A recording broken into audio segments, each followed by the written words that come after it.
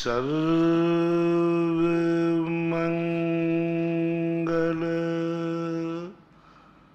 मांगल्यं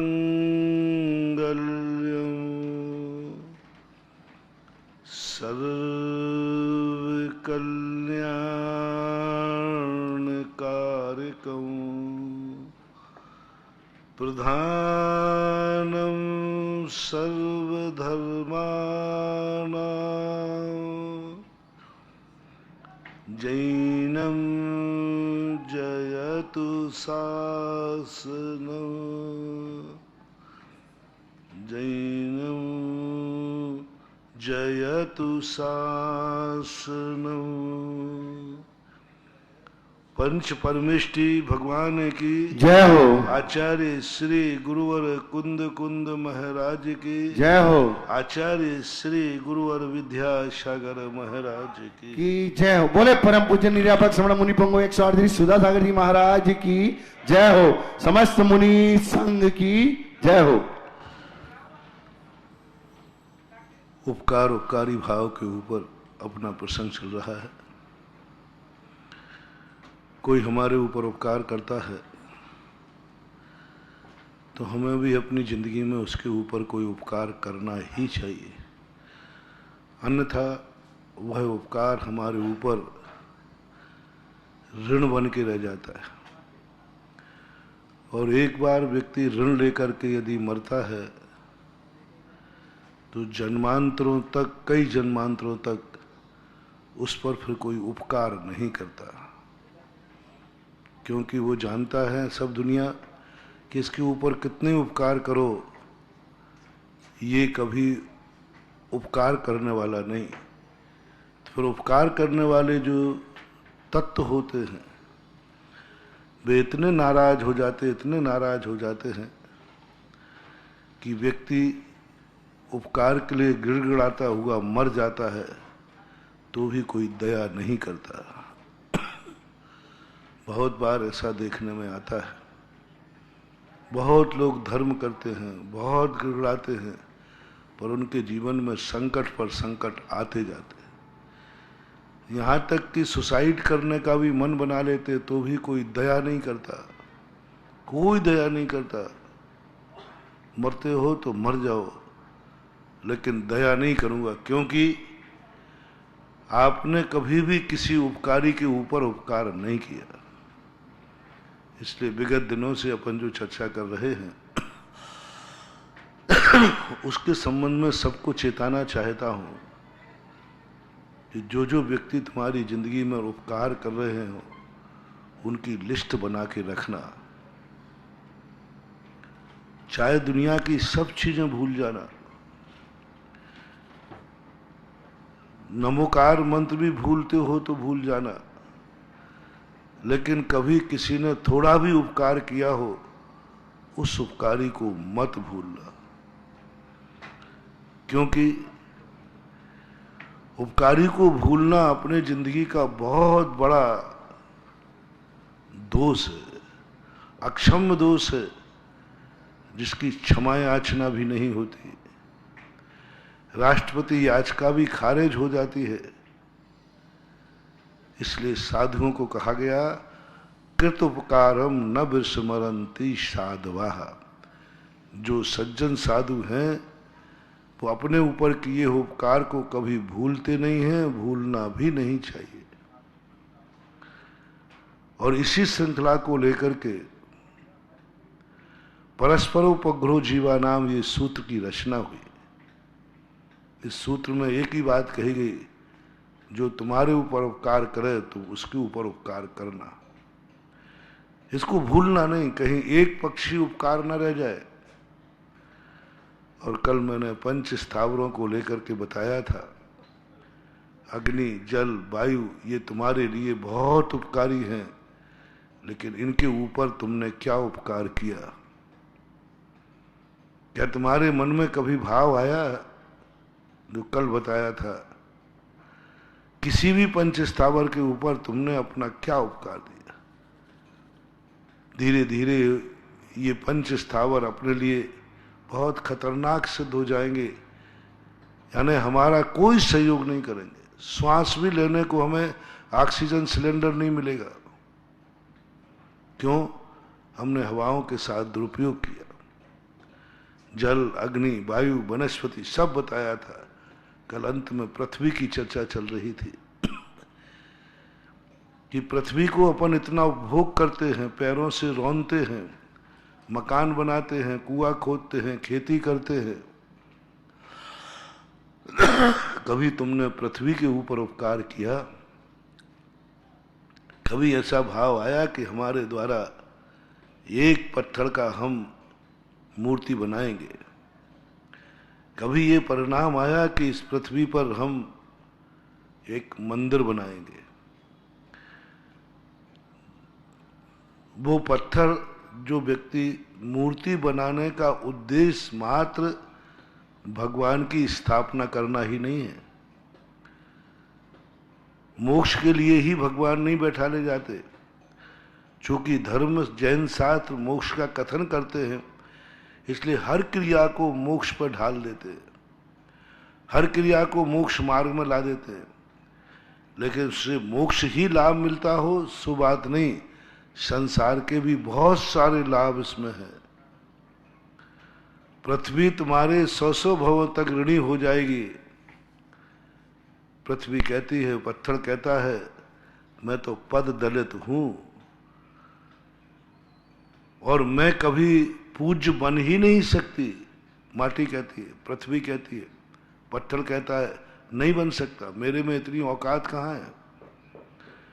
लेकिन एक गृहस्थ ने, श्रावक ने उस पत्थर को उठा करके भगवान की मूर्ति बना दी। 100 भवों तक ये पृथ्वी तुम्हारे चरणों की सेवा करेगी कि तुमने मुझे इतनी ऊंचाई दे दी कि आज मेरे अंदर भगवान बैठ गए और मुनिराज नमोस्तु कर रहे हैं। इसलिए कहा शास्त्रों में कि हर व्यक्ति को मरने के पहले एक पाषाण को पूज्य बना देना चाहिए। मूर्ति यदि नहीं, देखो वैष्णव दर्शन के अंदर कोई भी कार्य करते हैं, एक पत्थर उठा करके कुआं खोदते हैं। हमने कुआं खोदने वालों को देखा, हर कुएं के बाजू में एक चबूतरा बनता है और एक छोटा सा पत्थर, जो पहला पत्थर खुदाई में निकलता है उसको वो शिल्पी सिंदूर लगाकर चबूतरा बना करके पूछते हैं और ये कहना चाहते हैं कि इस पृथ्वी को मैं खोद रहा हूं, ब्लास्टिंग करूंगा, सब करूंगा, लेकिन मैंने एक पत्थर को सिंदूर लगा दिया।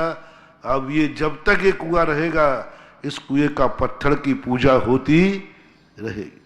अब हर कुएं के पास देखो, ठीक है वो धर्म का रूप लेने से समीचीन नहीं है, लेकिन जब मनोवैज्ञानिक दृष्टि से देखते हैं, सोचते हैं, तो लगता है कि कितनी बड़ी चीज है कि मैंने एक पत्थर पूजा के लिए रख दिया। तो कभी मिट्टी में पूज नहीं सकता था, मैंने पूजवा दिया तुझे। बताते उन कुओं का पानी बड़ा अच्छा आता है, मीठा आता है, और पृथ्वी का वरदान उसे मिल जाता है।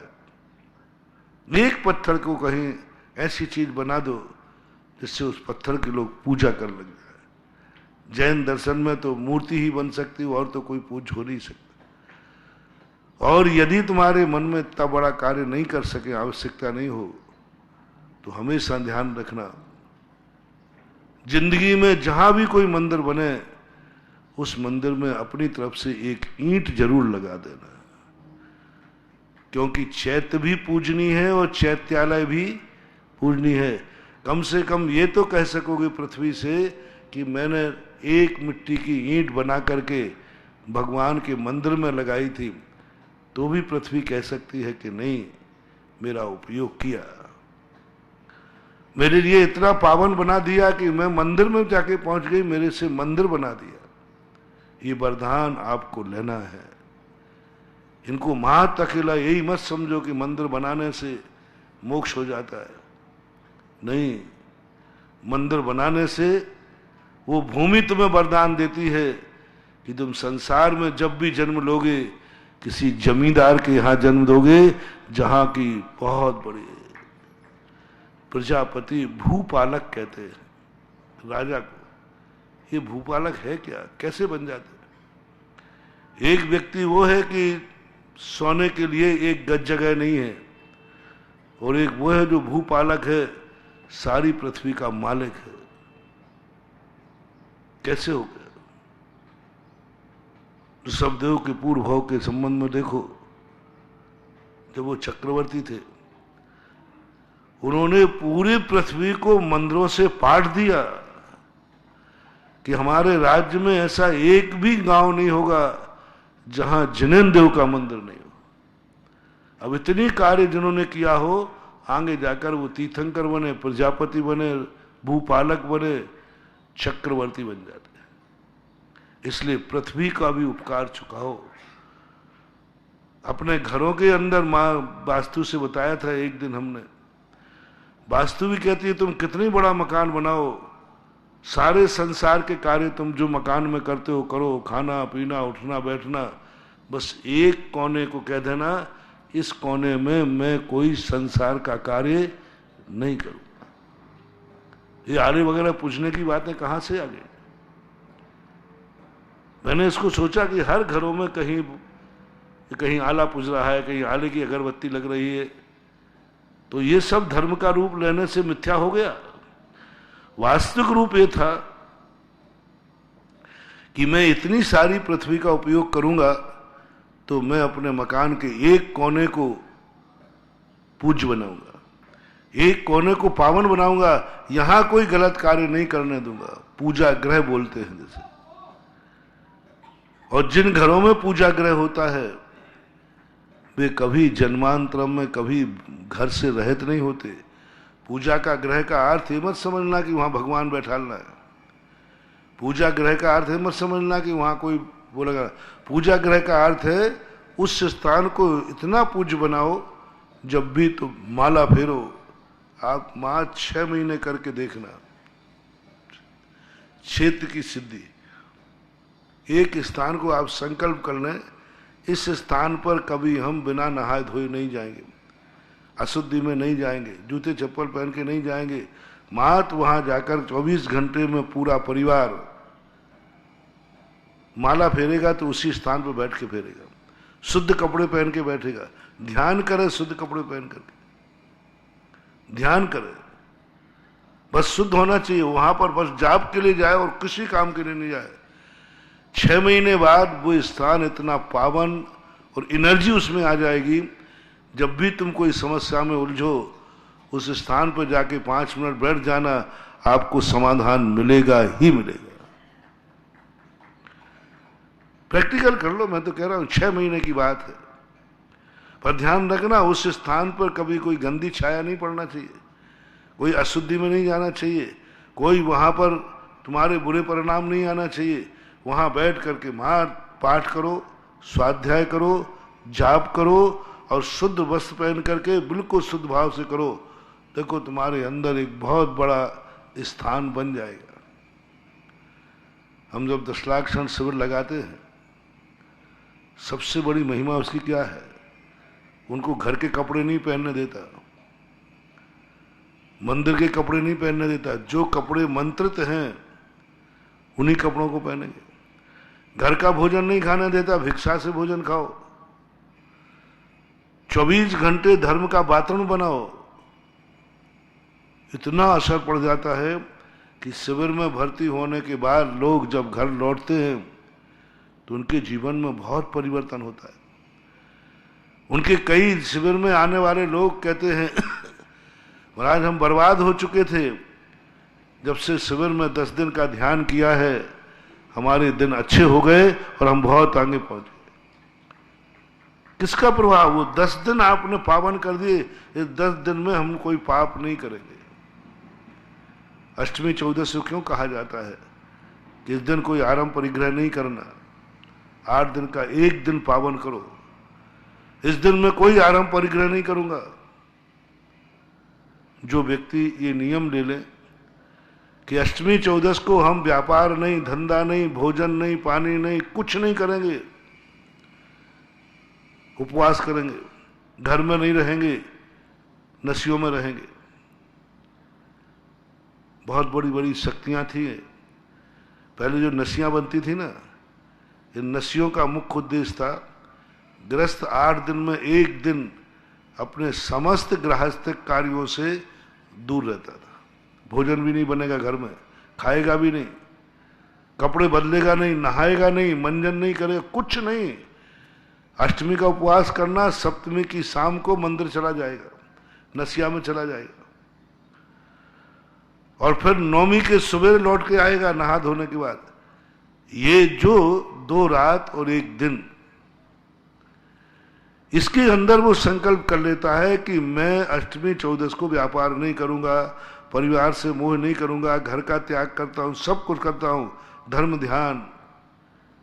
वे नसियाएं अतिशय क्षेत्र बनती थी पुरुष उपवास के कारण से। और पहले के जो श्रावक थे, कोई भी कार्य का चिंतन अष्टमी और चौदस को करते थे, और अष्टमी चौदस को किया हुआ कार्य दुनिया कितना भी उपसर कर ले, यदि आपने अष्टमी चौदस को पावन किया है तो शर्त देखना, अष्टमी चौदस को मैं कभी पानी भी नहीं पीऊंगा, नहाऊंगा नहीं, स्नान नहीं करूं, कुछ भी नहीं करूंगा, सीधा जाकर के मंदिर में रहूंगा। वो अष्टमी चौदस तुम्हें ऐसी सिद्ध हो जाएगी कि संसार के बड़े बड़े दुश्मन भी तुम्हारा आ जाएं, लेकिन कुछ भी नहीं बिगाड़ पाएंगे। शेर सुदर्शन के संबंध में एक कथा आती है। उसने नियम लिया था जिंदगी में कि अष्टमी चौदस के दिन मैं कोई आराम परिग्रह नहीं करूंगा, अष्टमी चौदस की कमाई नहीं खाऊंगा मैं, अष्टमी चतुर्दशी के दिन कुछ नहीं। बहुत बड़ा सेठ था, इकलौता बेटा था, लेकिन उसने किसी गुरु के उपदेश सुनकर के ये नियम ले लिया। और ये और नियम ले लिया, अष्टमी चतुर्दशी को मैं घर में भी नहीं रहूंगा। क्यों? घर की वर्गणाएं शुद्ध नहीं है, घर गृहस्थी की वर्गणाओं से भरा पड़ा है, मैं घर में भी नहीं रहूंगा। ऐसे जंगल में रहूंगा जहां पर कोई अशुद्ध वर्गणा नहीं। उसकी जिंदगी में ऐसे महासंकट आए, ऐसे महासंकट आए, कई बार उनके जीवन में संकट आए, यहां तक कि एक रानी ने उनको गलत ढंग से फंसाकर सूली चढ़ा दी। चूंकि अष्टमी और चौदस को उस दिन थी, अष्टमी और चौदस के लिए गया था वनवास में प्रतिमा योग धारण करने के लिए। उस समय संकट आया। अष्टमी और चौदस के दिन आरंभ परिग्रह के त्याग करने वाले की रक्षा करने के लिए देवता नीचे उतर के आ गए। कोई गृहस्थी का त्याग नहीं था, गृहस्थ था वो तो बेचारा, लेकिन मात्र हफ्ते में 1 दिन मैं नहीं करूंगा, कुछ भी नहीं करूंगा। स्मशान घाट में जाकर ध्यान करता था। देवताओं के सिंहासन हिल गए, क्योंकि अष्टमी चौदस का जिसने पाप का त्याग कर दिया, कोई उसको नहीं मारता। एक चांडाल का आता है, उसने चतुर्दशी का कह दिया, आज तो मैं हिंसा नहीं करूंगा, आज मैं झूठ नहीं बोलूंगा, आज मैं कोई पाप नहीं करूंगा, बस 1 दिन। चंडाल था वो तो, चंडाल था वो तो, उसको तो किसी भी समय फांसी लगाना पड़ सकती है। लेकिन उसने राजा से भी कह दिया, राजन चतुर्दशी को तो नहीं करूंगा, आप मारो तो मार डालो, चतुर्दशी को मैं भोजन ही नहीं करता हूं, चतुर्दशी के दिन मैं कोई कार्य नहीं करूंगा।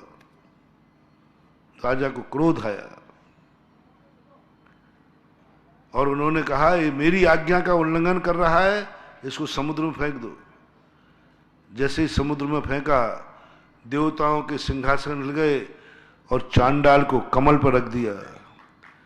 आज तक किसी मुनिराज को कमल नहीं बिछे, किसी देवता ने नहीं बिछाया। कोई मुनिराज को आज तक किसी ने कमल बिछाए हो, देवताओं ने, मुनिराज कमलों पर चले हो, ऐसा कहीं नहीं आया। चांडाल कुल में जन्म लेने वाला एक, चांडाल कुल में जन्म लेने वाला एक व्यक्ति, उसके लिए देवता बचाने आ गए। किसका अतिशय था ये? चतुर्दशी पर्व का, कि पर्व के दिनों में उसने इतने अच्छे परिणाम रखे, और बाकी नहीं बोले कल चढ़ा दूंगा फांसी पे, आज तो नहीं चढ़ाऊंगा। इतनी ताकत होती है। इसलिए बार बार हम कहते हैं सभी से, कि अष्टमी और चतुर्दशी के दिन आप लोग आरंभ और परिग्रह आदि कार्य नहीं करना चाहिए। 7 दिन आपको सिद्धि हो जाएगी और वो पर्व आपको, इसलिए पर्व इसको क्यों कहते हैं, पावन को पर्व बोलते हैं। सारा ब्रह्मांड, सारी शक्तियां उस दिन पावनता का अनुभव करते हैं। इसलिए क्षेत्र और काल की दुआ हमें चाहिए। यदि हमने काल को इतना पावन कर दिया तो एक दिन हमारा ऐसा आएगा कि हमारी पूरी जिंदगी का हर दिन पावन होगा, यानी हमारी मुनि दशा होगी। अष्टमी चौदस को पावन बनने वाले बहुत जल्दी मुनि बनते और मोक्ष को प्राप्त कर लेते। अपन क्षेत्र की चर्चा कर रहे थे। ये मंदिर बनाना कोई साधारण चीज मत समझो, ये मोक्ष के ही कारण नहीं है। कम से कम इतना तो आप, मैं हर व्यक्ति को क्यों प्रेरणा दे रहा हूं, क्यों इतने मंदिरों का उपदेश दे रहा हूं, क्यों इतने तीर्थ क्षेत्र बना रहा हूं, क्यों इन तीर्थों पर इतने मंदिरों की बात करता हूं। लोग सोचते महाराज जी क्या करते हैं आप, वैसे ही एक मंदिर तीर्थ क्षेत्र पर है काफी है, इतने सारे मंदिर आप क्यों बनवा रहे हैं, इतने तीर्थ आप क्यों बनवा रहे हैं, इतने मंदिरों की प्रतिष्ठा क्यों करा रहे हैं, जरूरत क्या है। मैंने पहले ही कहा, मुझे भगवान के लिए मंदिर कभी बनवाया नहीं, बनाऊंगा भी नहीं। हमें अपने भक्तों की चिंता है कि हमारे भक्त मरने के बाद कहीं फुटपाथ पे जन्म ना लेवे। कोई फुटपाथ पे जन्म ले ले भक्त तो ये मुझे दुख की बात होगी। मेरा इतना ही प्रयास है कि मेरा हर भक्त कहीं जन्म लेवे तो उस परिवार में जन्म लेवे जिस बाप के खुद का मकान हो और मकान के अंदर जन्म लेवे। बस इतनी सी सोच है मेरी, क्योंकि मैंने शास्त्रों में पढ़ लिया, जिन लोगों ने ये सारी पृथ्वी को मात कर्म क्षेत्र बना दिया, संसार में उपयोग किया, लेकिन 1 इंच जगह को कभी मंदिर का रूप नहीं दिया, वे व्यक्ति फुटपाथों पर जन्मते हैं, नरकों में जन्मते हैं। मेरा भक्त दुर्गति जाए ये सहन मुझे कैसे होगा। इसलिए मैं हर भक्त से कहता हूं कि आप अपनी शक्ति प्रमाण जितना भी हो, इस पृथ्वी का वरदान दिलाना है मुझे। आपको शक्ति प्रमाण यदि आपने जिंदगी में कमाई की है तो एक भावना जरूर कर लेना, मैं इस दुनिया में कहीं मंदिर बना के मरूंगा। बस यदि मकान बना लिया है तो, जिन्होंने मकान नहीं बनाया उनके लिए नहीं कह रहा हूं, जिन्होंने अपनी जिंदगी में मकान बनाया है उनसे बोल रहा हूं मैं। यदि आपने अपनी कमाई से मकान बनाया हो तो मेरा कहना मान जाना, एक मंदिर बना के मरना। क्योंकि ये पृथ्वी तुमने मकान बना करके यदि मात्र अपना उपयोग किया तो ये पृथ्वी तुम्हारे लिए ऐसे मोहताज कर देगी कि तुम मरने के बाद तुम्हारी अर्थी को जलाने के लिए एक गज जगह भी नहीं होगी। क्योंकि पृथ्वी कहती है तूने मेरे साथ क्या किया, मैंने तुझे मकान बनाने दिया, खेती तूने की, हल चढ़ाए, फैक्ट्री खोली, माइंस से खो दिया आपने। सुनो रे माइंस वालों, है खोखली कर दी तुमने पृथ्वी को। इस पृथ्वी माँ की छाती को क्या वो डायनामेंट है क्या लगाते डायनामेंट लगा लगा करके कितना कितना देखो कितना निर्दयी व्यवहार, ये पृथ्वी तुम्हें बर्बाद कर देगी। कितने पत्थर तुमने फोड़े, कितनी चट्टाने फोड़े, सब कुछ कर रहे हो आप, पृथ्वी है। और यदि आपने महत इतना ही कर करके मरण को प्राप्त हो गए तो आप माइंस तो छोड़ो, तुम्हें रहने को भी जगह नहीं मिलेगी। ये जितने ये फुटपाथों पे पड़े रहते ये वही पापी हैं जिन्होंने खूब पृथ्वी का उपयोग किया लेकिन पृथ्वी के ऊपर कभी उपकार नहीं किया। तो मेरा तो कहना है, हर माइंस वाले से कहना है, सबसे पहले उन माइंस वालों से कहना है यदि पृथ्वी को इतना तुमने फोड़ा है, इतनी बड़ी बड़ी खाने बनाई हैं, मरने के पहले उस पृथ्वी से एक मंदिर जरूर बना करके मरना बस। और अपने बेटे को भी कह जाना, बेटा यदि माइंस का काम करना तो उसके पहले संकल्प करना, मैं एक मंदिर जरूर बनाऊंगा। कहीं भी दुनिया में बना, मुझे इस स्थान से कोई लेना देना नहीं क्योंकि हमने माइंस का पत्थर फोड़ा है, इस पृथ्वी से कमाई की है, इस पृथ्वी की छाती को फोड़ फोड़ करके रोटी खाई है। कब तुम्हें पृथ्वी की अदालत में, अदालत चल रही ना 3 दिन से, वो एक आता है ना, आपकी अदालत में आप, तो ऐसे ही आपकी अदालत चला रहा हूं। पृथ्वी का है जीव के अब तुमसे अदालत में पहुंचेंगे, बोले मैंने तुम्हारे ऊपर क्या क्या किया। बिजोलिया वालों, पृथ्वी पूछेगी, बताओ तुम्हारी जिंदगी में मेरा क्या उपयोग है? यहां के लोग रोटी काय की खा रहे हैं? माइंस की। पैसा कहां से कमा रहे हैं? माइंस। जिंदगी क्या है? माइंस। थोड़ी सा गड़बड़ हो जाए तो सब डगमगा जाओगे। ये सारे उपकार की लिस्ट पृथ्वी पेश करेगी, मैंने तुम्हारे साथ ये किया, मैंने तुम्हारे साथ ये किया, तुम्हारे साथ ये किया, तुमने मेरे साथ क्या किया? जैसा पेड़ ने, जल ने, अग्नि ने कल आपसे जवाब मांगा था, लेकिन आप जवाब नहीं दे पाए, तो सीधा उसको पटक दिया उठाकर जेल में। आज पृथ्वी की अदालत लगी है। पृथ्वी तुमसे मांगती है कि तुम्हारा उपकार तुम्हारे ऊपर है कि नहीं। बोलो, इस पृथ्वी का उपकार हमारे तुम्हारे सबके ऊपर है कि नहीं? बोलो, काश पृथ्वी नहीं होती तो अपन क्या करते? चलते कहां? उपकार है। अब पृथ्वी ने जवाब पूछा अदालत में कि तुमने मेरे लिए क्या किया?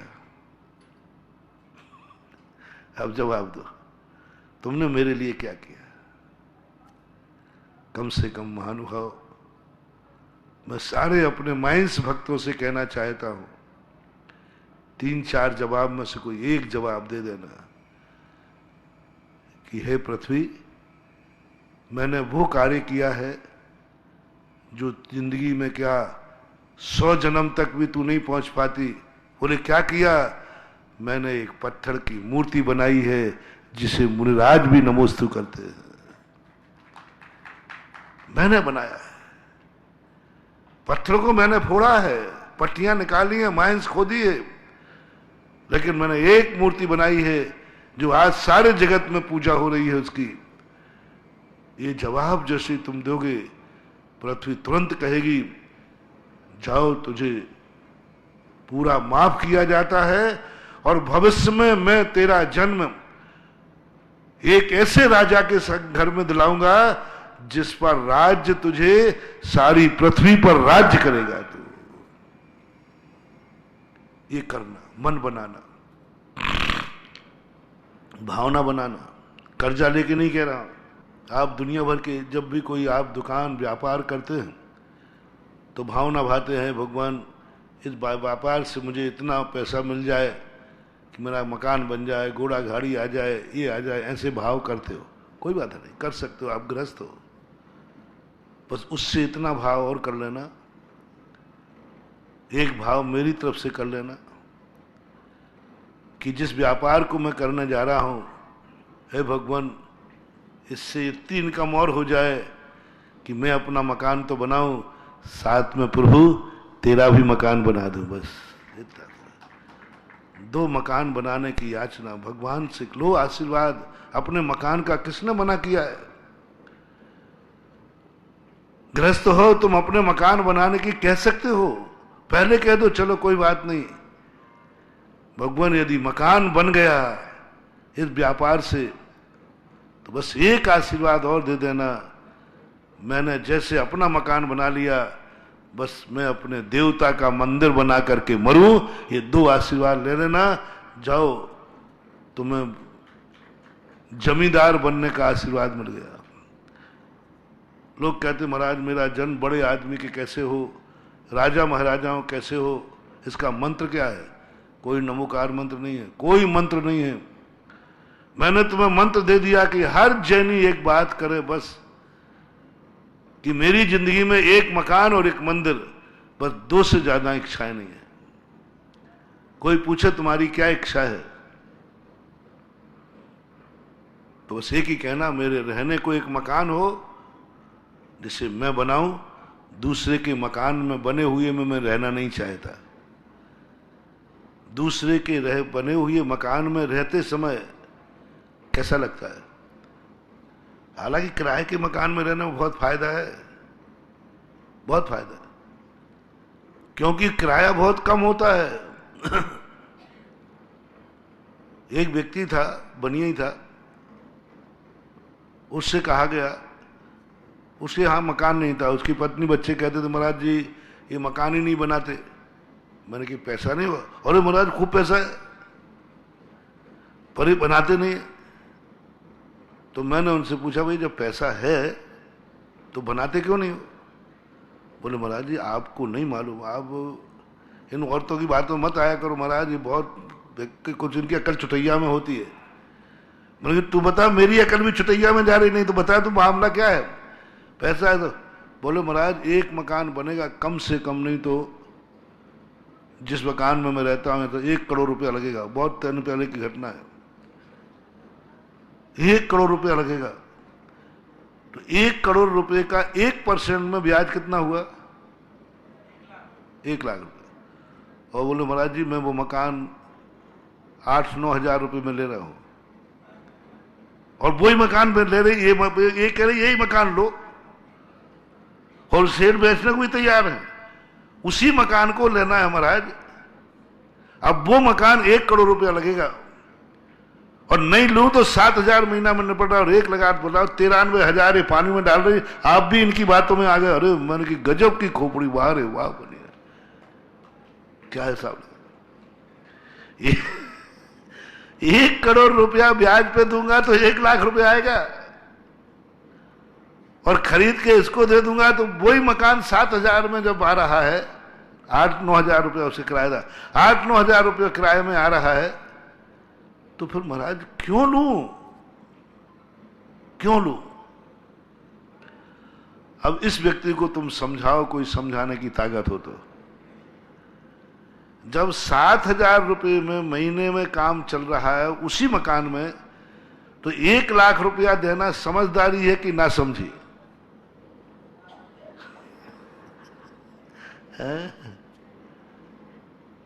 बनिया को नहीं समझा सकते। उसने तो हिसाब रख दिया। बोलो महाराज बताओ, 93,000 रुपये महीने का बचत कर रहा हूं, और वही मकान लेने को ये कह रही है, और वही मकान लेना है। मैंने आंख बंद कर ली। मैंने कहा ये नहीं समझ पाएगा। किराए का मकान सोने का भी हो तो किराए का है, अपना मकान झोपड़ी भी हो तो अपना मकान है। मालिक नहीं है तू उसका। सवाल 1 लाख और 1 करोड़ का नहीं है, सवाल मालिक का है। बेटे को वसीयत में नहीं दे पाओगे, उस संपत्ति किराए की किराए में रहेगी, कितना भी सस्ता किराया ना हो। आप जितने लोग हमारे पास आते, कई लोग आशीर्वाद मांगते, महाराज जी इतना आशीर्वाद दे दो कि घर का एक बंगला हो जाए, मकान हो जाए। और कई क्षेत्रों पर जाता हूं ना, तो पत्थर रखे हुए मिलते। मैंने कहा एक पत्थर के ऊपर एक पत्थर, 2 पत्थर। तो मैंने कहा ये क्यों रखते हैं? बोले महाराज ये मन्नत है, मन्नत। मैंने कैसे? बोले जितने पत्थर रख के गए वो क्या गया, भगवान इतने मंजिल का मकान बनना चाहिए। खूब मिलते पत्थर। रणथंभौर में जाते हैं, वहां खूब पत्थर मिलते, कई स्थानों में मिलते, लेकिन उनसे कुछ होने जाने वाला नहीं। ऐसे 4 पत्थर रख जाने से 4 मंजिल बन जाए तो अपन 1-1 हजार मंजिल के पत्थर रख दें, बढ़िया उसको जमा करके। सबसे बड़ी देन बता रहा हूं, जैसे तुम्हारे मन में भाव आता है, हमेशा झगड़ा करते हो, कोसते हो, कम से कम घर का मकान तो हो। और मैं भी इसके पक्ष का हूं। मैं भी एक पक्ष का हूं, और मेरी तो भावना है मेरा भक्त कभी किराए के मकान में न रहे, खुद का मकान। क्यों? क्योंकि उसका एक आनंद अलग होता है। कील ठोकना है कहीं किराएदार के मकान में नहीं ठोक पाओगे, रिपेयरिंग करना है कुछ नहीं कर सकते, पराया मकान है, रह रहे हो बात। अब मैंने तुम्हारे लिए कितनी बड़ी रिस्क है, मैं अनगारी हूं, घर मेरे पास नहीं है और मुझे घर चाहिए भी नहीं है, मुझे घर चाहिए नहीं है, लेकिन मेरी तमन्ना है मेरे भक्त के पास जरूर घर हो, चिंता मत करना। अब मेरे पास तो मुझे चाहिए नहीं, ये मत समझना कि मुझे उसमें एक कमरा में अपना करवा लूंगा, नहीं नहीं, मैं कमीशन नहीं लूंगा मैं। भक्त इतनी रिस्क जब ले रहा हूं क्योंकि मैं जानता हूं किराए के मकान में रहने वाले को कितनी वेदना होती है, कितनी वेदना होती है। बस एक बात और कर, एक बात उसमें और जोड़ लो, एक 30 और लगा लो। जब तुम मंदिर जाओ तो तुम्हें ये 30 लग जाए, ये भी दूसरे का बनाया हुआ मंदिर है, मैं दूसरे के मंदिर में पूजा कर रहा हूं। जैसे किराए के मकान में रहने पर 30 लगती है, ऐसा दूसरे के द्वारा बनाए हुए मंदिर की 30 लग जाए कि हे भगवान मेरी किस्मत देखो, बनाया मंदिर दूसरे ने और मैं पूजा करने आ रहा हूं, भगवान इतना समर्थ दे दे कि तेरा मंदिर मैं बनाऊं और उसमें एक बार पूजा करके मर जाऊं, बस एक बार मर जाऊं पूजा करके। मेरे हाथ से बैठना चाहिए मंदिर में मूर्ति और मंदिर बनना चाहिए मेरे द्वारा। ऐसा परिणाम तुम्हारे अंदर आ गया तो तुम क्या जवाब दे सकोगे कि मैंने मकान ही नहीं बनाया था, मैंने मंदिर भी बनाया था। मान लीजिए इतनी ताकत तुम्हारी नहीं है तो कम से कम मंदिर में एक वेदी बना देना। इतनी नहीं है तो मंदिर का कोई एक अंग बना देना। इतनी नहीं है तो कम से कम जब शिलान्यास हो उस मंदिर में, जब भी पूरे लोगों से मेरा कहना, कभी भी शिलान्यास में यदि तुम्हें जाने का मौका मिले, कभी भी मिले, उसमें आप एक ईंट जरूर लगा देना और दान दो या नहीं दो, यदि शिलान्यास में मौका मिलेगा। कभी भी कहीं भी शिलान्यास हो, यदि तुम वहां उपस्थित हो तो एक ईंट जरूर वहां लगा देना। वो ईंट आपका ऐसा एंटीना का काम करेगा कि उस मंदिर में जितना चमत्कार अतिशय होगा वो एंटीना तुम्हारे पास जहां भी होगे वहां भेजेगा। अभी मैंने ये खोज, ये शोध, चिंतन मैंने नारेली ज्ञानोदय में किया 2 साल पहले। एकाएक वो लोग बोल रहे थे, महाराज जी ईंटें रखना है, ईंटें। मैंने कहा ईंटें क्या, इतना बड़ा मंदिर ईंटों से थोड़ी बना। नहीं नहीं महाराज आप समझते नहीं हो, वो ईंटें होती है सोने चांदी की, पीली पन्नी लपेट दो तो सोने की और सफेद लपेट दो तो चांदी की। तो मैंने कहा इतनी बेईमानी क्यों कर रहे? नहीं, वो लेने वाले को भी मालूम है। ये ऐसी बेईमानी है जो दोनों को मालूम है। लेने वाले को मालूम है कि ईंट अंदर मिट्टी की है और देने वाले को, फिर भी वो बोलते सोने की ईंट 1100 रुपया में। और एक ईंट कितने किलो की होती है? 1 किलो की तो होगी। और सोने की ईंट 1100 रुपया में, और तुम्हें भी मालूम है, तो बताओ उसको सोने की ईंट का पुण्य लगेगा या माटी की ईंट का? रसीद में क्या लिखा जाएगा? स्वर्ण ईंट। रसीद में क्या लिखा जाएगा? रजत ईंट। और रसीद कब आएगी? अगले भाव में। माटी का था, काय का था, हमने तो सोने की ईंट खरीदी साहब, ये प्रूफ है। उसमें नहीं लिखा रहा नकली सोने की ईंट। बहुत गजब का सोच। और मैंने कही लाइन लगा के लोग ले रहे हैं। मैंने कहा अरे मूर्खों, वो 5 रुपया की ईंट है।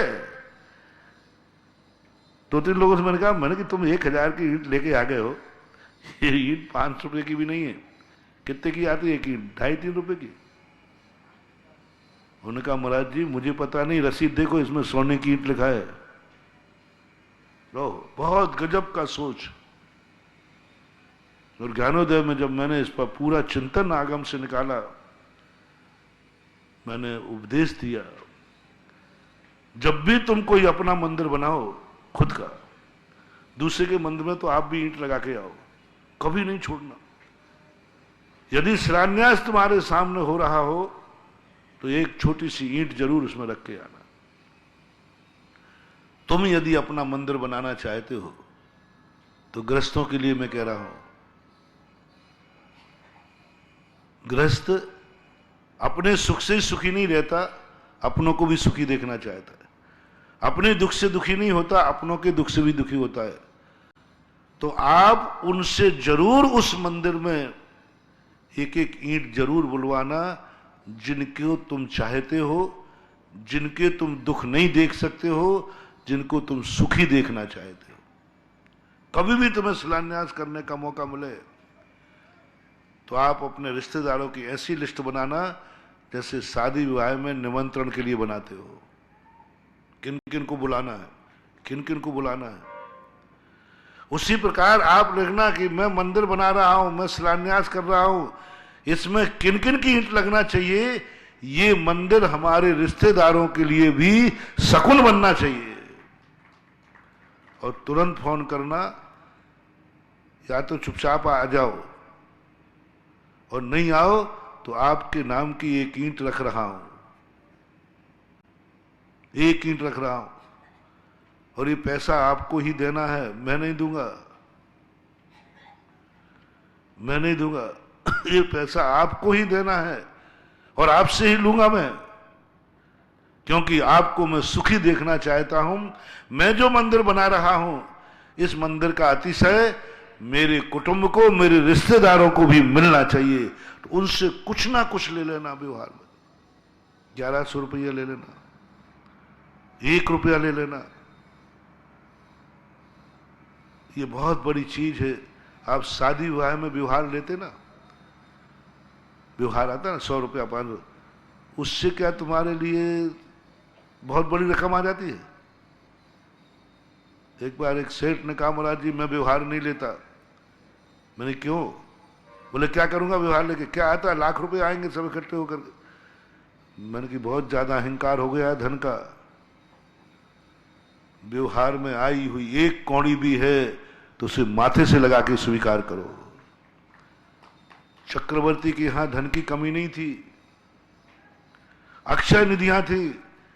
जब राजा भेंट लेके आते थे, चक्रवर्ती हाथ लेके स्वीकार कर सकता था, करता था, ठुकराता नहीं था। अरे तुम्हारी ले जाओ हाथ, क्या करूंगा, मेरे पास तो बहुत है। नहीं, हाथ लगाकर उसको स्वीकार करता है। भेंट का कभी अनादर नहीं करना, व्यवहार का अनादर नहीं करना, सिर नवा करके हाथ लेना। फिर चक्रवर्ती कहता था जितना जिसने भेंट लाया है सबको दूनी दूनी भेंट, जब वो जाए तो वापस कर देना। वो वापस नहीं करना जो लाया है। 100 रुपया लाया है तो 500 को उसको किसी सामान दे देना। आप लोग भी यही करना। और शादी में होता है, व्यवहार जरूर लेना। हाँ, व्यवहार वापस करना है तो तिलक उससे ज्यादा का कर देना, लेकिन वो चीज नहीं लौटाना। इसी प्रकार अपने रिश्तेदारों का कल्याण चाहते हो तो जब भी कोई आप अनुष्ठान करें, अभी शिलान्यास की बात कर रहा हूं, तो अपने रिश्तेदारों से जरूर कुछ मांग लेना। आप दीजिए, मुझे 1 ईंट का पैसा दीजिए। नारेली में लाखों लाखों ईंटें रखी गई हैं। धन के सवाल ईंट का नहीं। अरे जो 1 करोड़ 2 करोड़ का मंदिर बना रहा है, 2-5 हजार रुपया नहीं लगा पाएगा क्या? सवाल 5 हजार का नहीं है। सवाल है यह मंदिर का सगुन, इस मंदिर की छाया, इस मंदिर का आशीर्वाद हमारे पूरे कुटुंब पर और पूरे रिश्तेदारों पर पड़ना चाहिए। मैंने वहां शिलान्यास कराना चाहता था, मैं एक ही पूछता था कि आपके चहेते लोग कितने हैं, जिनके दुख सुनकर के आप रो पड़ो, जिनकी खुशी सुनकर के हंस पड़ो। उनके रिश्तेदार बताओ, और उतनी ईंटें यहां रखो और ये पैसा उन्हीं से लेना। एक स्थान पे अशोक पाटनी पड़ गया शिलान्यास में। मैंने कहा रिश्तेदारों की ईंटें, तो बोले महाराज जी रिश्तेदारों ने क्या, लिख लो जो लिखना हो, 1 करोड़ लिख लो। मैंने कहा नहीं, ऐसे 1 करोड़ मत बोलो, ये पैसा रिश्तेदारों को देना पड़ेगा। बोले महाराज मैं किससे मांगूंगा, उनका जमा मैं करा दूंगा? नहीं। उन्होंने कहा आप तो लिख लो जितनी लिखना हो, पैसा मैं जमा कराऊंगा। मैंने कहा नहीं, पैसा उनसे मांगोगे आप फोन करिए उनको कि मैं आपके नाम की ईंट रख रहा हूं, 5,000 रुपया भेज देना। बोले महाराज जी मैं बियाई जी से 5,000 रुपए के लिए फोन करूंगा मैंने करना पड़ेगा यदि आप उनका भला चाहते हो तो, यदि कल्याण चाहते हो तो करना पड़ेगा, और ये पैसा उगा करके देना पड़ेगा तुम्हें। तुम अपने घर से नहीं दोगे, तुम दातार नहीं बनोगे। महाराज जी ऐसा मत बताओ, मैं ही बनूंगा, मैं ही दे दूंगा सबका। मैंने इसका अर्थ है तुम अपने रिश्तेदारों के दुश्मन हो, तुम अपने रिश्तेदारों के दुश्मन हो। बोले महाराज कैसे दुश्मन, उनका पैसा मैं जमा कराऊं, ये तो प्रेम की बात है, दुश्मनी की नहीं। दुश्मन हो, उनका पैसा तुम जमा कराने का अर्थ है कि तुम ही अमीर बने रहो, वे सब गरीब बने रहे, यही अर्थ है ना तुम्हारा। क्योंकि तुम दोगे तो तुम अमीर बनोगे, वो देंगे तो वो अमीर बनेंगे। बोले महाराज ऐसा हम लोगों के भाव नहीं होते। मैंने भाव माव से कुछ नहीं होता है, जो बोएगा फसल उसी को मिलेगी। मैंने सबसे लो, आप लोगों से भी मेरे कहना है, उसका अंश अपने लोगों से लो, कुछ ना कुछ लो। अभी जब अपने पंचकाना की चर्चा चल रही है बड़े मंदिर की, शराब परिवार के लोग आए, मैंने उनसे ही कहा, मैंने इस पंच कल्याणक में शराब के जितने लोग संबंधित थे विधान में सबका अंश लगना चाहिए। पंचकल्याणक तो हो जाएगा, बहुत अच्छे हो जाएंगे, लेकिन तुम्हारा लगना चाहिए, क्योंकि तुम्हारा मंदिर बना है, तुम्हारे पूर्वजों ने बनाया है। अब रिश्तेदारों का काम है कि उसको चाहे भली वो 1 रुपया देवे, लेकिन एक अंश आना चाहिए, क्योंकि तुम शराब जी से संबंध रखते थे। जैसे अपने रिश्तेदारों को अपन व्यवहार देते हैं, ऐसा ही मंदिर में जब कभी तुम विधान करो। लो एक बात और स्मृति में आ गई, बहुत बार कहता हूं मैं, जब तुम्हारे यहां कोई भी कार्यक्रम होता है संसार का, आप क्या प्रयास करते हैं? अधिक से अधिक रिश्तेदारों को बुलाते हैं, सबको सूचना, दोस्त यारों को भी बुलाते हैं, फोन भी करते हो, कई बार लेने भी जाते हो, और वो मना करता है तो आप जबरदस्ती करते हो, और बिल्कुल ही मना कर दे तो अंतिम धमकी आप क्या देते हो? देखो भाई मेरा जन्मदिन है, मेरे घर में बेटे की शादी है, मेरे घर में खुशी का माहौल है, तुम नहीं आए तो बुराई हो जाएगी। ये शब्द आप लोग बोलते हो कि नहीं बोलते हो? कोई आपत्ति नहीं, खूब बुलाओ। आपका क्या भाव होता है, मेरे इस कार्यक्रम में पूरे रिश्तेदार पधारे, हमारी खुशी में हर रिश्तेदार शामिल हो, बस इसको कोई डिस्टर्ब, बस यही आदत यहां कर लो। साल भर में किसी ना किसी बहाने तुम अपने रिश्तेदार को बुलाते हो। मैंने ये उपक्रम रचा है आप लोगों को, असीम कालीन भक्तांबर। मेरा कहना है, जिस दिन तुम्हारी पारसनाथ, जिस दिन तुम्हारा भक्तांबर का टर्न पड़े, उस दिन कहना आज मेरे भक्तांबर का टर्न है। सारे रिश्तेदारों को एक बार फोन करो और बुलाओ कि तुम संसार के कार्य में तो हमेशा शामिल हुए हो, आज मेरे परमार्थ के कार्य में, भगवान के कार्य में शामिल होना है। और हम भगवान को दिखाना चाहते हैं कि हमारे रिश्तेदारी जो हमने बसाई है, ये मां संसार के लिए नहीं बसाई है, राग देश के लिए नहीं बसाई है। इस संसार में जो मेरा रिश्तेदार है वो आपका भक्त है, ये देख लीजिए। साल भर में एक बार धर्म कार्य के निमित्त से अपने रिश्तेदारों को इकट्ठा करो। होली पे करते हो, दिवाली पे करते हो, रक्षाबंधन पे करते हो, जो जो तुम करते हो उसमें कहीं बाधा नहीं। बस मेरी तो अपने भक्तों से कहना है, जैसे बने तैसे साल में एक बार किसी धार्मिक अनुष्ठान में आप अपने रिश्तेदारों को शामिल कर लेना। कई लोगों के ऐसे नियम हैं। एक सज्जन का नियम है, नाम नहीं बता रहा, उनका नियम है, वो कहते हैं, बहुत अच्छे स्वाध्यायशील हैं, साल में एक बार जिनको मेरे से मिलना है, संबंध बनना, मैं किसी एक तीर्थ क्षेत्र पर मिलूंगा बस।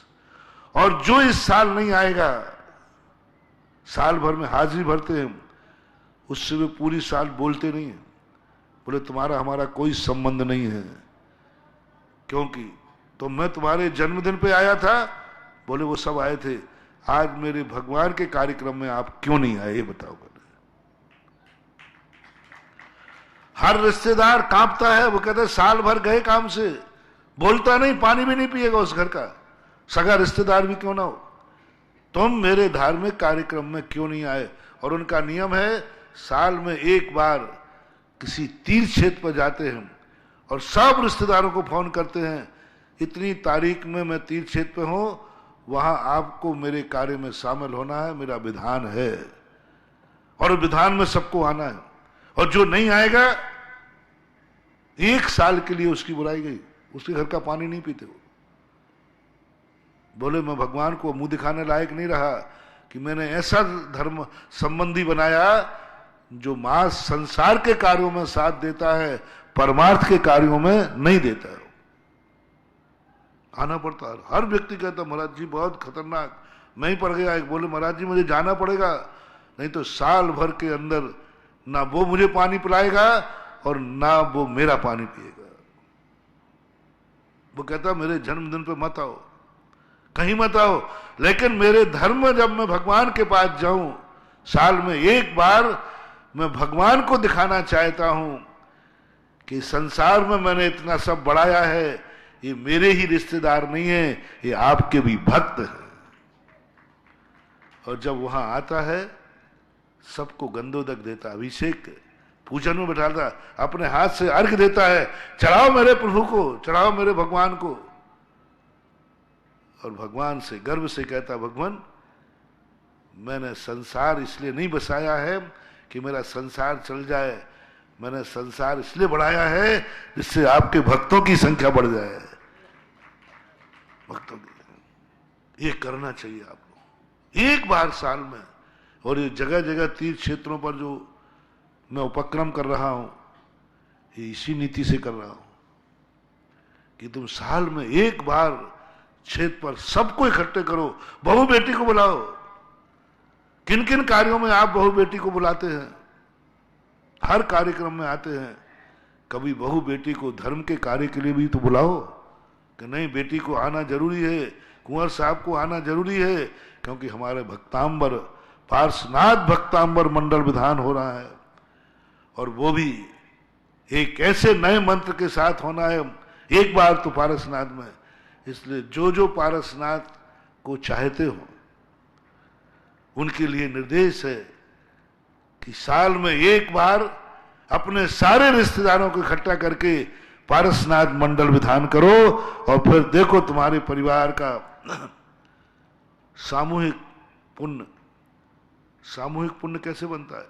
सामूहिक पाप का बंध कैसे होता है? एक साथ पूरी गाड़ी की गाड़ी लोग मर गए, एक साथ बाढ़ में हजारों लोग मर गए। महाराज जी ने एक साथ क्या पाप किया था? और एक साथ सारे के सारे बच गए, कुछ नहीं बंधु। एक साथ सब बैठे थे, 4 मर गए, 1 बच गया। ये 3 प्रसंग है। एक में सब बैठे थे, सब मर गए। एक में सारे बैठे थे, सारे बच गए, और एक में सब मर गए, 1 बच गया। कैसे हुआ है? कुछ नहीं बंधुओं, जिनमें सब बैठे थे सब मर गए। इन सब के संबंधी थे, रिश्तेदारी थे, कुटुंबी थे, ये कभी धर्म के कार्य के लिए इकट्ठे नहीं हुए, संसार के कार्य के लिए इकट्ठे हुए। सारे लोगों से मेरा कहना है, आप किन किन रिश्तेदारों के यहां जाते हो, किस किस के लिए जाते हो, किन किन कार्यों में गए, लिस्ट बनाओ। किन रिश्तेदार के यहां आप धार्मिक कार्यक्रम में शामिल हुए, उसकी लिस्ट चाहिए। पहले तो रिश्तेदारों की लिस्ट बनाना, आप महिलाएं आप जरूर बनाना, आपको ज्यादा रिश्तेदार याद रहते हैं, लिस्ट बनाना। और किन किन कार्यों में आप उनके यहां शामिल हुए हो, गए हो कि नहीं गए, और कितने धार्मिक कार्यों में आप अपने रिश्तेदार के यहां शामिल हुए, कितना % मान लो।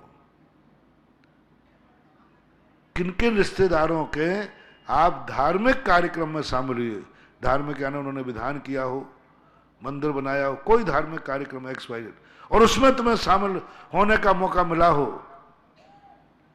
अब महाराज आप समझो मेरा ब्याई जी धार्मिक नहीं है, तो फिर ऐसे को ब्याई जी क्यों बनाया?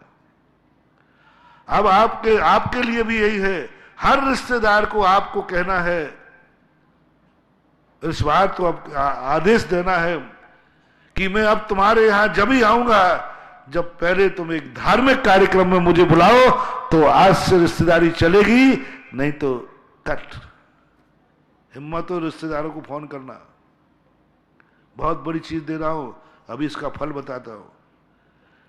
फोन कर दो सबको कि अब मैं बहुत आ चुका आपके संसार के कार्यों में, हर कार्यक्रम में आया, अब मुझे गुरु से उपदेश मिल गया, हमारी तुम्हारी रिश्तेदारी कायम करना है, तो एक बार मुझे धार्मिक कार्यक्रम में बुलाओ, कहां आप करने जा रहे हो वो नाम बताओ। एक बार साल में मैं आना चाहता हूं, जिंदगी में एक बार हर रिश्तेदार के यहां धार्मिक कार्यक्रम में शामिल होना। दूसरा, आपके लिए, आप यदि अपने रिश्तेदार की सलामत चाहते हैं, पूरी गाड़ी को बचाना चाहते हैं, तो महानुभाव बहुत करुणा दया करके कह रहा हूं, जिंदगी में मरने के पहले एक धार्मिक कार्यक्रम में हर रिश्तेदार को बुला करके ही मरना। एक बार कर लेना, मान लो साल भर में एक बार होता है तो ठीक है, अच्छा ही है, नहीं है तो जिंदगी में एक बार। पहले राजा लोग यज्ञ करते थे,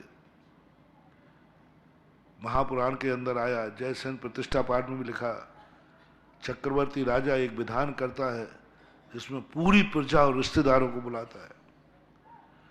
चक्रवर्ती तो हमेशा एक ही काम करता था, सारे रिश्तेदारों को बुलाएगा, आज मेरे यहां धार्मिक अनुष्ठान है, ऐसे ही पाती जाएगी जैसे शादी की जाती है।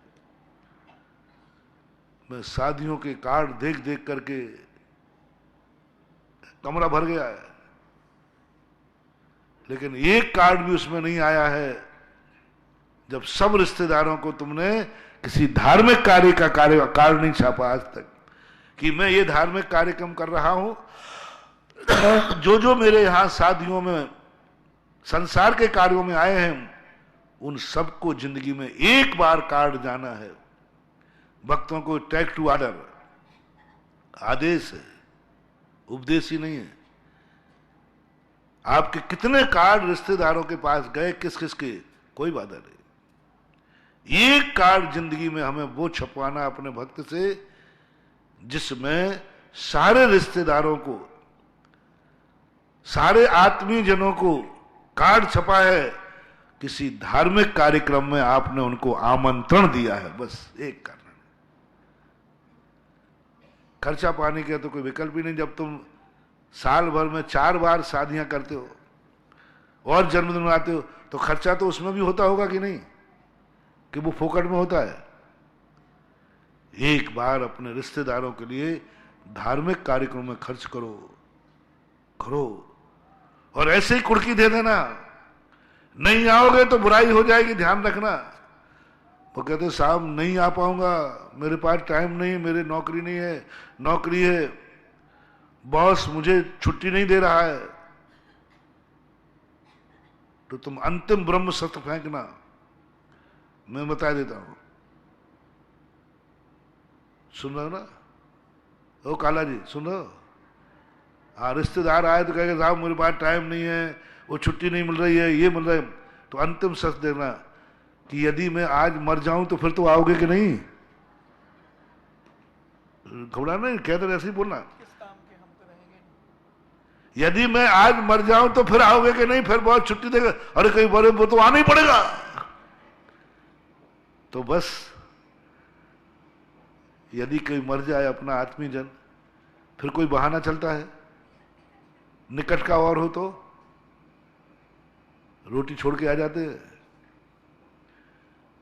नौकरी की ड्यूटी छोड़ के आ जाते। बस तुम भी एक कह देना, मेरे मरे पे भली मत आना, लेकिन आज भगवान के कार्यक्रम में आना है, बस। इसके बाद भी नहीं आए तो जाने देना, तुम न करो। हर भक्त से आज के प्रवचन से मैं सारी दुनिया के लिए मैं संदेशा दे रहा हूं, मरने के पहले एक बार धार्मिक कार्यक्रम में पूरे रिश्तेदारों को बुलाना है।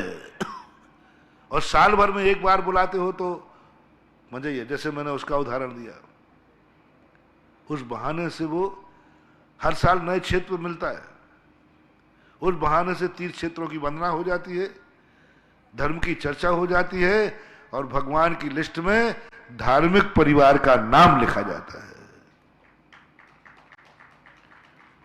अब मुझे वो कार्ड कब देखने मिलेगा?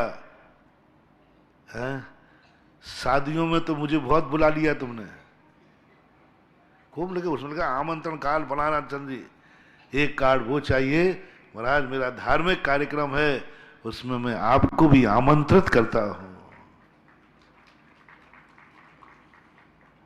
उसके लिए आमंत्रण।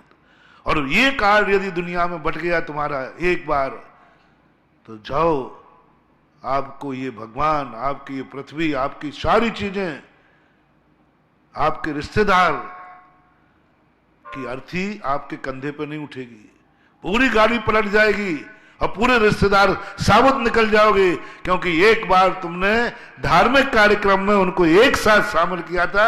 ये कहलाता है सामूहिक पुण्य, सामूहिक पुण्य कहलाता है। समूह में पुण्य करोगे तो सामूहिक पुण्य बनेगा, और अकेले में पुण्य करोगे तो अकेला पुण्य बनेगा। इसलिए एक बार सबको करना है, साल भर का करो, बहुत कम से कम ढाला करो, चलो नहीं आने दो। आपने जो तारीख भक्तांबर की ली है, उन सब में रिश्तेदारों को एक पत्र लिखो, फलानी तारीख में मेरे भक्तांबर पाठ का नंबर है, उस दिन मैं पारसनाथ भक्तांबर मंडल विधान बनाऊंगा, कृपया करके आपको पधारना है। चलो चिट्ठी डाल दो, जो आए सो आए, नहीं आए तो नहीं आए, मोबाइल कर दो, व्हाट्सएप कर दो, लेकिन एक प्रयास तो करो धार्मिक कार्य इकट्ठा करने के लिए। ये बात मैंने क्षेत्रों पर भीड़ इकट्ठे करने के लिए नहीं कर रहा हूं, इस बहाने से तुम्हारे पूरे रिश्तेदारों को सुरक्षा कवच प्रदान कर रहा हूं। तुम सुखी रहो, तुम्हारा परिवार सुखी रहे, तुम सुखी रहो, तुम्हारे रिश्तेदार सुखी रहें, लेकिन उसके तरीके जो होते हैं, इस तरीके को आपको अपनाना है। ये हुई विधान की बात। और राजा महाराजा सभी के लिए ये करते थे पहले। कल्पद्रुम महामंडल विधान जब चक्रवर्ती करता है, अनिवार्य है, चक्रवर्ती अपनी जिंदगी में कल्पद्रुम मंडल विधान जरूर करता है। क्यों? नहीं तो उसकी सदगति नहीं होती। पूरे 6 खंड के राजाओं को, 32,000 राजाओं को निमंत्रण भेजता है, पूरे रिश्तेदारों को 96,000 जितने उसकी ससुरालें हैं उन सबको भेजते हैं, पूरी प्रजा को निमंत्रण जाता है, और लिखा रहता है उसमें कि आप हमारे हर संसार के कार्य में शामिल हुए। जब मैं युद्ध से विजय करके लौटा तब आप सब राजाओं ने आकर मेरे सुख में शामिल हुए। बस जीवन की अंतिम इच्छा है मेरी कि आज मैंने कल्पद्रुम महामंडल विधान की स्थापना की है, उसमें आप सब लोग पधारें, यही मेरी अंतिम इच्छा है।